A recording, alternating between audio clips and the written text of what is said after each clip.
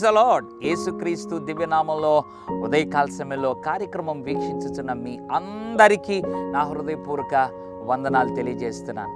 మనందరూ ఎలా రక్షించబడ్డాం?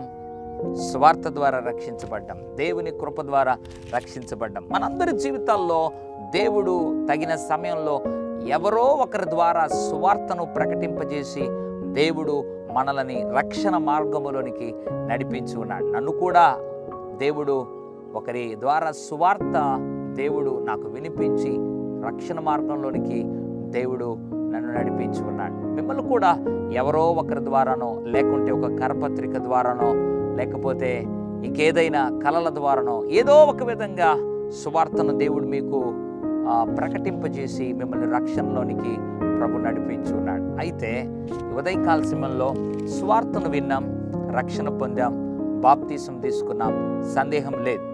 అయితే ఈరోజు ఎలా జీవిస్తున్నాం అనేది చాలా ప్రాముఖ్యమైనటువంటి విషయం.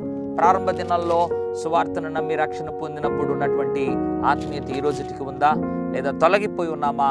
దేవుని మార్గములో నుండి ఒకసారి ఆలోచించాలి. దైవజనుడు అపోస్తలుడైన పౌలు ఫిలిప్పీలో ఉన్న సంఘాన్ని ప్రేమించి ఒక అద్భుతమైనటువంటి మాటను జ్ఞాపకం చేశాడు. ఫిలిప్పీ పత్రిక 1వ అధ్యాయం 28వ వచనం, మీరు క్రీస్తు సువార్తకు తగినట్లుగా ప్రవర్తించండి. Praise the lord.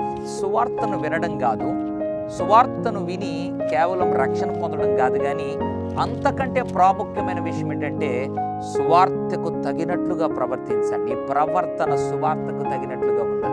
నీ ప్రవర్తనను విన వాక్యమునకు తగినట్లుగా ఉందా అని జ్ఞాపకం చేసుకొని జీవితాల్లో సరిదిద్దుకోవాలని దేవుడు హెచ్చరిస్తున్నాడు. ఇంకా ఒకవేళ తగినట్లుగా సువార్తకు తగినట్లుగా జీవించకుండా ఉన్నట్లయితే మరొకసారి దేవుడు తరుణం ఇస్తున్నాడు.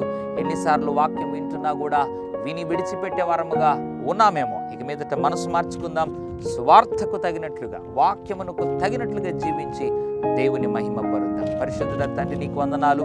సువార్తకు తగినట్లుగా ప్రవర్తించుటకు ఇది మొదలుకొని ప్రతి ఒక్కరిని నాయనను ప్రేరేపించి అట్లు జీవింపజేసి ఆయన నడిపించుటకు కృప చూపమని యేసు నామములో ప్రార్థిస్తున్నాము తండ్రి.